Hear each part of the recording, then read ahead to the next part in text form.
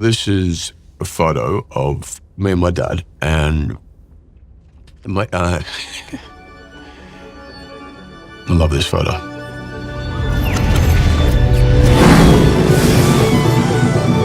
Just stand over there and film me.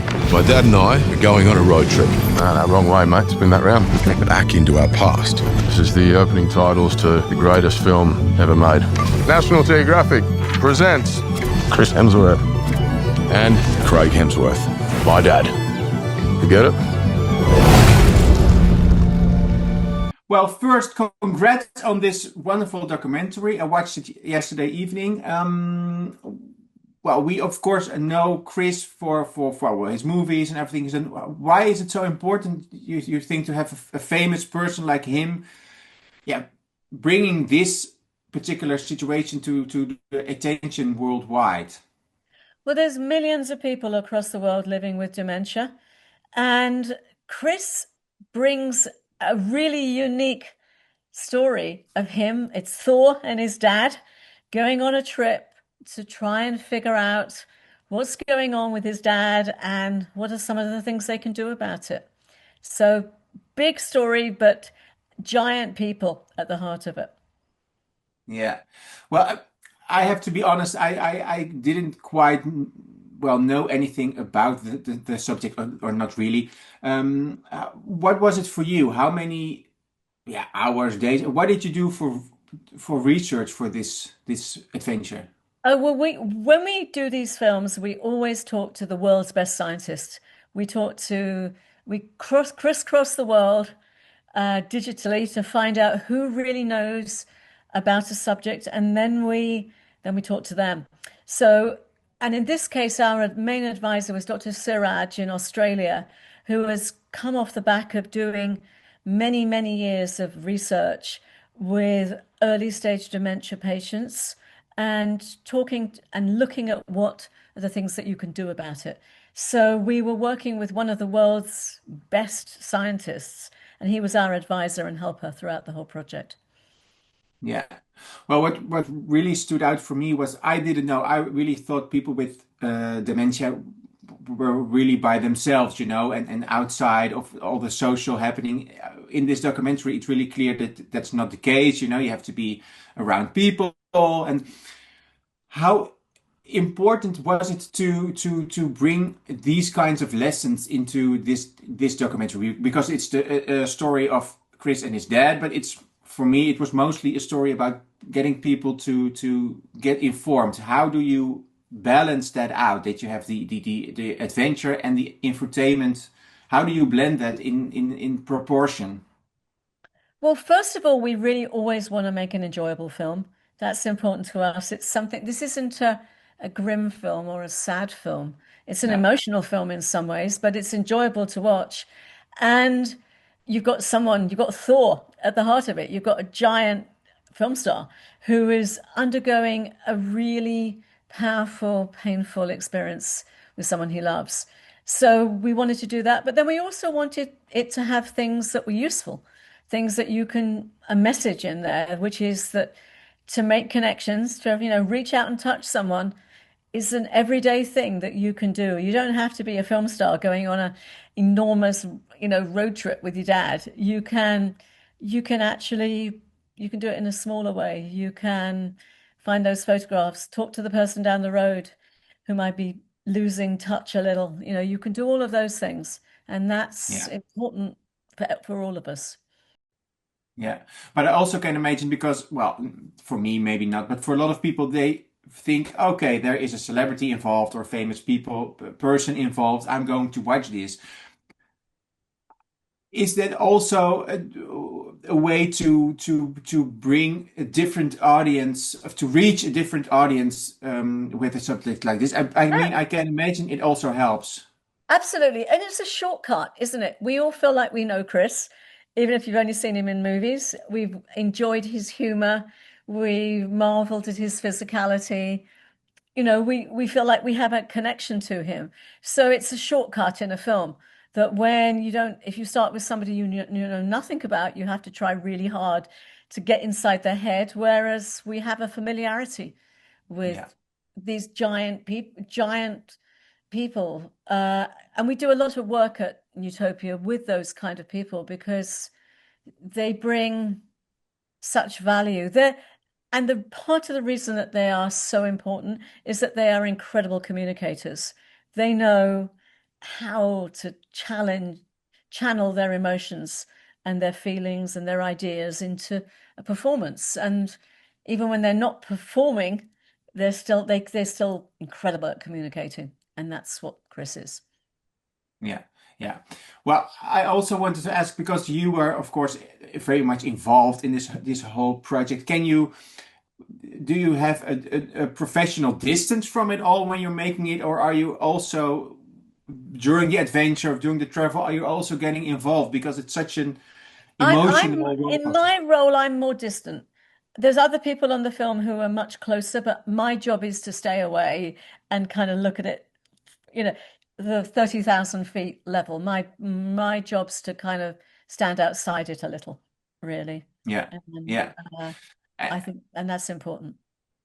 Yeah, of course it is. Of course it is. Well, a final question because I have to wrap. Of course, this film is coming out now. I really love it. Is there something or someone, or is there some story next on your wish list or on your project list that you really want to do, and you think, oh, keep an eye on that because that is going to be an amazing ride as well?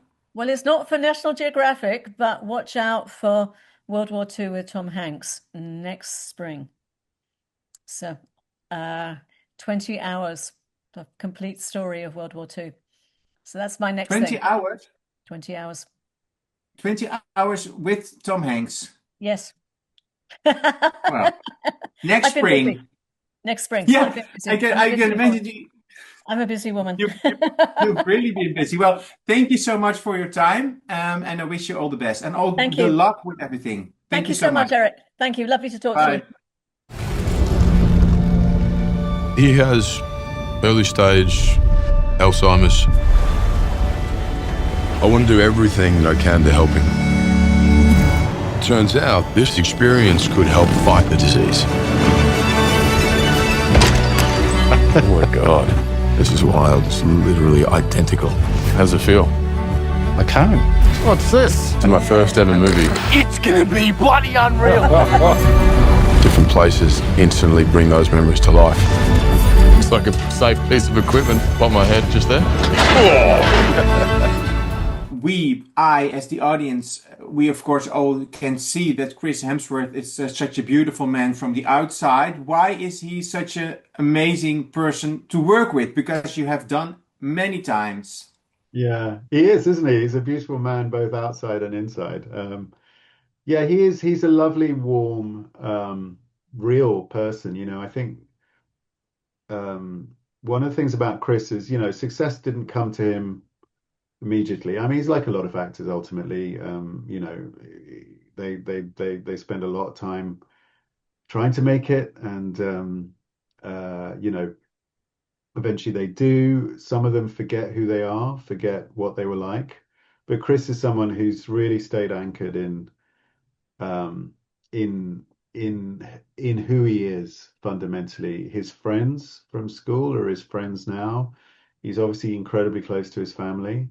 He's an Australian, and I think Australians don't they have this sort of tall poppy thing, they'll cut you down if you get too big for your boots, and so all of that makes him incredibly engaging and relatable. And having worked with him on a number of documentaries, that's an extraordinary quality.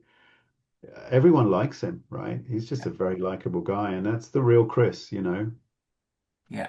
And I can also imagine because when you're making a film, a documentary, it's you want to be as the audience, you want to be surprised, you want to see emotion. When you see him, you see this big, huge superhero kind of guy. You see him getting all emotional. How important is it for you to have, well, the people be surprised when they are watching this film? Um, yeah, I mean, surprise, I guess, is a combination of a couple of things, right? I guess they're surprised that he's prepared to be so open and vulnerable, and his family as well. So there is an element of surprise there. They know that what they're seeing is not performance, it's real life for Chris. It's a very serious and important issue for Chris and his family. there's a lot of joy, there's a lot of happiness, there's a lot of playfulness in that family, and we didn't want to lose sight of that. You know, there are a lot of it's a road trip with his dad going back to where they grew up, and it's a fun trip on one level, you know.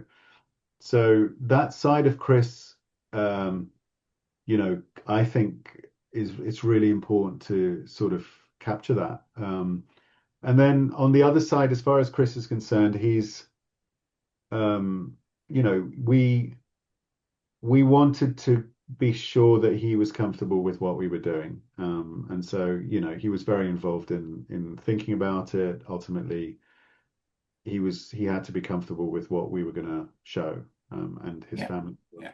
Yeah. Well, I think everyone's going to say that one of the most, I thought was one of the most important parts was, of course, the reminiscence house, you know, when they go back into the house. How, I can imagine that you have an idea, you think, okay, that would be great, maybe we can do that. How did it came to be? Because I can imagine it's kind of a production hell. Well, interesting, isn't it? I mean, it is a supersized version of looking at photographs, and you know, it is a version, you know, that um, we thought would be a very visual representation of reminiscence therapy. And the interesting thing is that, you know, we found out where the house was, and the team visited.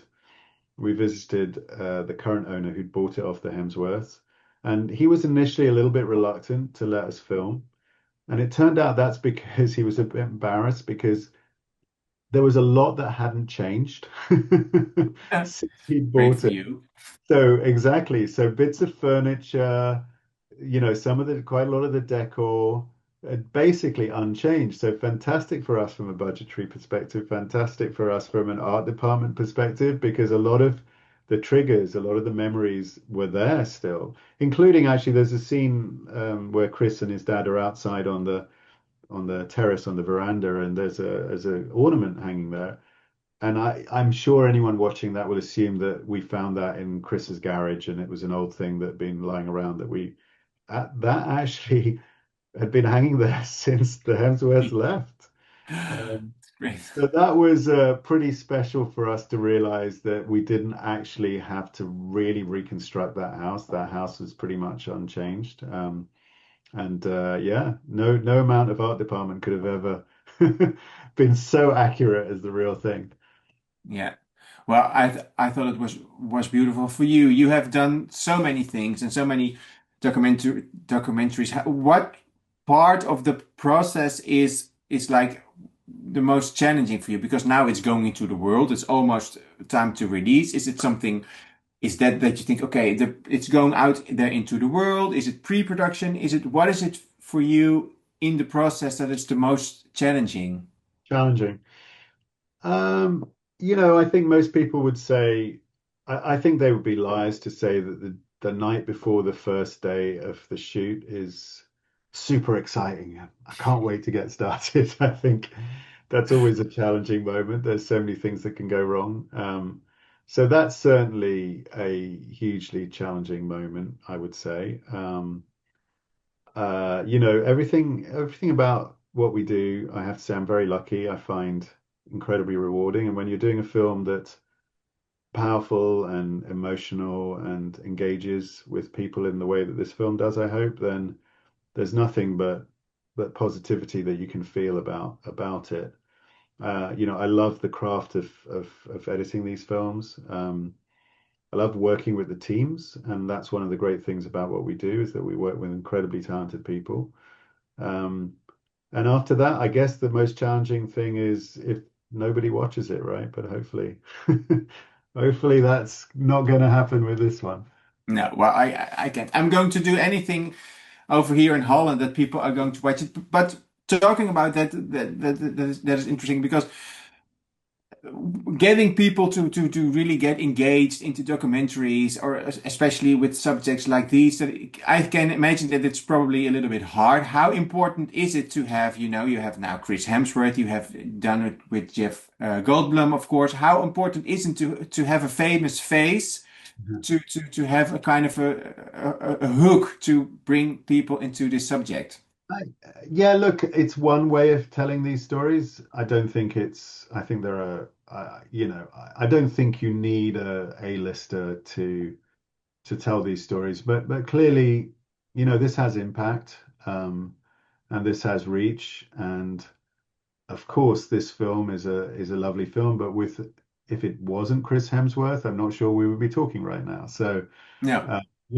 that's it's important to recognize the value, if you like, the marketing value and the profile value of having somebody like Chris involved in a film like this. And it's very personal to him, and it's very true to him. Limitless is a series. We know that Chris is an incredible athlete, really. He's somebody for whom health and wellness is hugely important. So it's entirely appropriate that Chris presents a show about health and wellness. He's genuinely passionate and interested in this stuff. Similarly with Jeff Goldblum in the series I did with him, that was about a quirky worldview and finding connections in everyday objects. And it was something that was true to Jeff. And I think that's the most important thing when you're working with A-listers and celebrities is, the audience will sniff out a contrived connection very quickly. You take a random celebrity and you drop them on something that you're going to go, why is that person presenting that? And you don't have that with the things that we do, and I think that's hugely important. So celebrity